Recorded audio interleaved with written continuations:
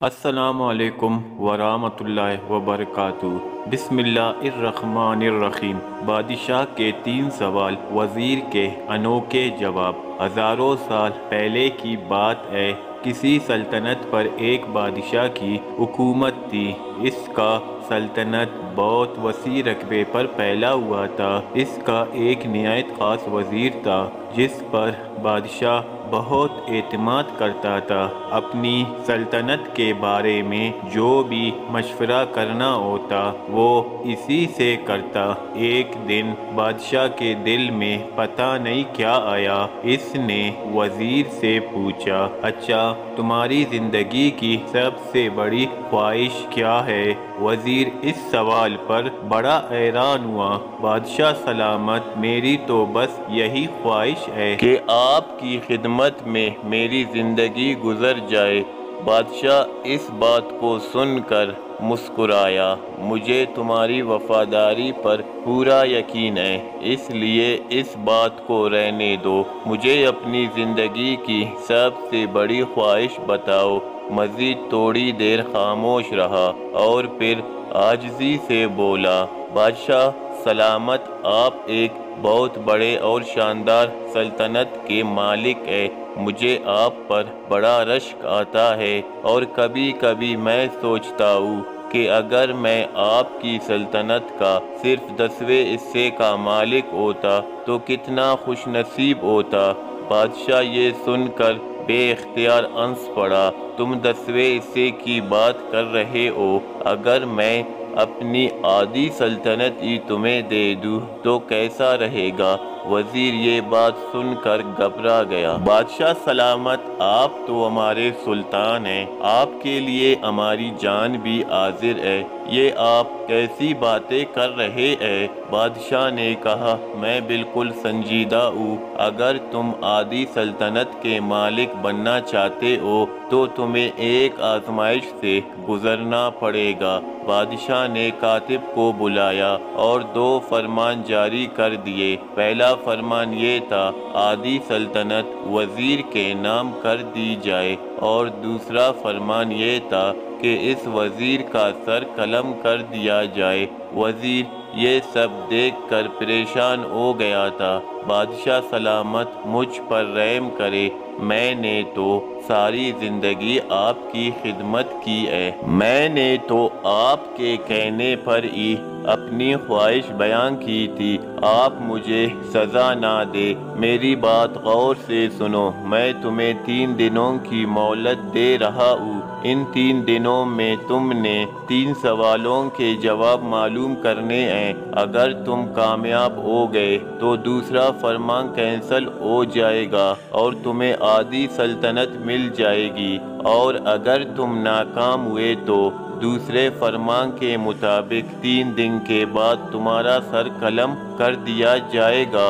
اب غور سے میری بات سنو۔ پہلا سوال یہ ہے کہ انسان کی زندگی کی سب سے بڑی سچائی کیا ہے؟ دوسرا سوال یہ ہے، انسان کی زندگی کا سب سے بڑا دھوکہ کیا ہے؟ تیسرا سوال ہے کہ انسان کی زندگی کی سب سے بڑی کمزوری کیا ہے؟ بادشاہ نے تینوں سوال اسے تھمائے اور کہا کہ جاؤ، ان سوالوں کے جواب تلاش کر کے 3 دن کے اندر اندر میرے پاس آؤ، تمہارا وقت شروع ہو گیا ہے۔ اب وزیر بیچارہ مرتا کیا نہ کرتا، ان سوالوں کے جواب تلاش کرنے کی لگن میں لگ گیا۔ اب وہ تھا تو وزیر، انہوں نے دارالحکومت کے دانش مندوں، مفکروں اور ذہین لوگوں کو بلایا، اکٹھا کیا۔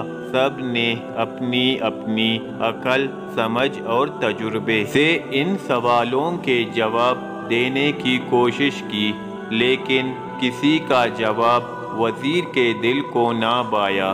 ہر روز وہ نئے لوگوں کو بلاتا، سوال ان کے سامنے رکھتا، لیکن کئی روز گزرنے کے بعد بھی وہ ایک سوال کا جواب فائنل نہیں کر سکا۔ جو وقت گزرتا جا رہا تھا، اس کی پریشانی بڑھتی جا رہی تھی۔ موت کی تلوار اسے اپنی گردن پر لٹکتی ہوئی محسوس ہو رہی تھی۔ جب دانشمندوں سے بات نہ بنی تو وہ اپنا گھر بار چھوڑ کر کسی فقیر، کسی اللہ والے کی تلاش میں نکل پڑا کہ شاید انہی کے پاس سے اسے اپنی مشکل کا حل مل جائے۔ کئی دن جنگلوں اور پہاڑوں کی خاک چنتا رہا، وادیوں میں گھومتا رہا، جہاں کہیں بھی اسے کوئی بزرگ، کوئی نیک آدمی کا پتہ چلتا وہ اس کے پاس پہنچ جاتا، لیکن کوئی بھی اس کی مدد نہ کر سکا۔ دن رات سفر کر کے اس کی حالت خراب ہو چکی تھی، اس کے جوتے پھٹ گئے تھے، اس کے پاؤں میں چھالے پڑ گئے تھے، داڑھی بڑھ گئی تھی، بال بے ترتیب ہو گئے تھے۔ اب وہ کہیں سے بھی وزیر نہیں لگ رہا تھا۔ ایک مہینہ کتنی جلدی گزر گیا پتہ بھی نہیں چلا۔ مہینے کے آخری روز اس نے واپسی کی راہ لی۔ اسے یقین ہو گیا تھا کہ آج اس کی زندگی کا آخری دن ہے۔ محل کے پاس پہنچتے پہنچتے اس کی ہمت جواب دے گئی تھی۔ وہ تھوڑا آرام کرنے کے لیے ایک درخت کی چھاؤں میں جیسے لیٹ سا گیا۔ آخر آپ صحیح جگہ پر پہنچ ہی گئے، اسے ایک آواز آئی۔ آپ کے تینوں سوالوں کے جواب صرف میرے پاس ہے۔ یہ آواز سن کر وزیر بے اختیار اچھل پڑا، اس کے جسم میں تو جیسے جان آ گئی۔ اس نے پلٹ کے دیکھا، وہ ایک فقیر تھا جو درخت کی چھاؤں میں بیٹھا ہوا تھا۔ اس کے ہاتھ میں سوکھی روٹی تھی جسے وہ پانی میں ڈبو ڈبو کر کھا رہا تھا۔ اس کے پاس ہی ایک کتا تھا جو برتن میں دودھ پی رہا تھا۔ تمہیں کیسے پتہ چلا کہ میں سوالوں کے جواب ڈھونڈ رہا ہوں؟ کون ہو تم؟ وہ فقیر مسکرایا۔ اس نے اپنی بوسیدہ سی چادر اٹھائی جس پر وہ بیٹھا ہوا تھا۔ اس چادر کے نیچے ایک انتہائی بیش قیمتی لباس تھا۔ وہ صرف بادشاہ کے انتہائی مقرب لوگوں کو ہی ملتا تھا۔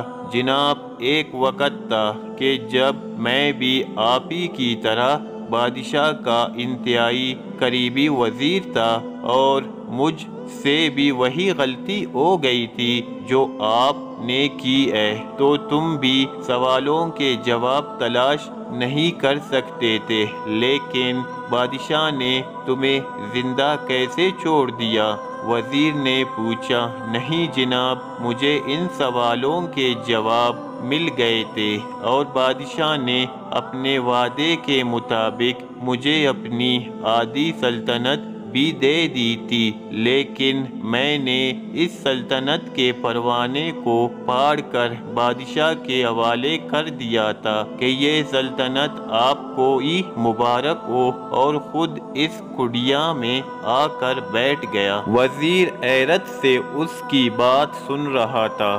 اس نے دل ہی دل میں سوچا کہ یہ کتنا بے وقوف ہے کہ بادشاہت چھوڑ کر فقیر بنا بیٹھا ہے۔ حماقت اس کی افسوس کرنے کا نہیں تھا، بلکہ اپنی جان بچانے کا تھا۔ وہ اس فقیر کے قدموں میں گر کر گڑ گڑانے لگا، مہربانی کر کے میری زندگی بچا لو، مجھے ان سوالوں کے جواب دے دو۔ فقیر نے کہا کہ میں تمہاری مدد کرتا ہوں، پہلے 2 سوالوں کے جواب میں تمہیں مفت میں دیتا ہوں، لیکن تیسرے جواب کے لیے تمہیں قیمت ادا کرنی پڑے گی۔ میں اپنی جان بچانے کے لیے ہر قیمت دینے کو تیار ہوں۔ وزیر فوراً بولا۔ فقیر بولا، پہلا سوال کا جواب سنو۔ زندگی کی سب سے بڑی سچائی موت ہے۔ ہر کسی کو اس کا سامنا کرنا ہی پڑتا ہے، کوئی چاہے کتنا بھی طاقتور، امیر یا اثر و رسوخ والا کیوں نہ ہو، وہ اس سچائی سے نہیں بچ سکتا۔ اور دوسرے سوال کا جواب یہ ہے کہ انسان کی زندگی کا سب سے بڑا دھوکہ زندگی ہے۔ وہ دونوں ہی سوال وزیر کو صحیح لگے تھے۔ فقیر کی باتوں میں سچائی تھی، ان کو جھٹلایا نہیں جا سکتا تھا۔ اچھا تو تیسرے سوال کے لیے تمہاری کیا شرط ہے؟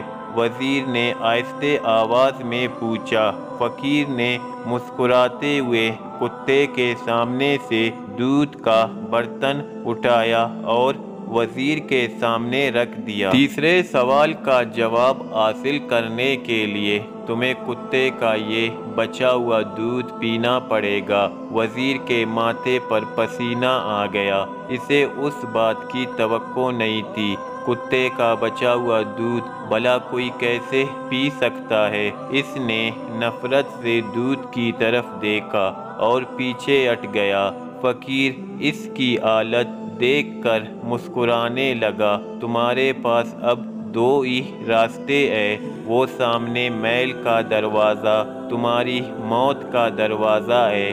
جاؤ اور شاہی جلاد تمہارا سر تن سے جدا کر دے گا، لیکن اگر تم ابھی جینا چاہتے ہو اور آدھی سلطنت کے مالک بھی بننا چاہتے ہو تو پھر تمہیں یہ دودھ پینا ہی پڑے گا۔ فیصلہ اب تمہارے ہاتھ میں ہے۔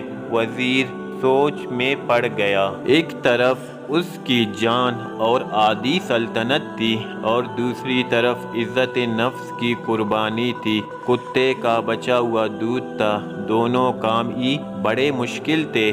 کتنی ہی دیر وہ سوچتا رہا، آخر جان اور مال جیت گئے اور عزت نفس کھا گئی۔ اس نے دودھ کا پیالہ اٹھایا اور آنکھیں بند کر کے منہ سے لگا لیا۔ ایک ہی سانس میں وہ سارا دودھ پی گیا۔ اب مجھے تیسرے سوال کا جواب بتاؤ۔ فقیر نے ایک قہقہ لگایا اور بولا، تمہارے اس عمل میں ہی تمہارے سوال کا جواب ہے۔ انسان کی سب سے بڑی کمزوری اس کی غرض ہے۔ اپنے غرض اور اپنے مطلب کے لیے وہ کچھ بھی کر سکتا ہے۔ کتے کا بچا ہوا دودھ پی سکتا ہے، یہ وہ سچ ہے جس نے مجھ کو سلطنت کا پروانہ پاڑ کر اس کڑیا میں رہنے پر مجبور کر دیا۔ میں جان گیا تھا کہ جو میں زندگی کے دھوکے میں آؤں گا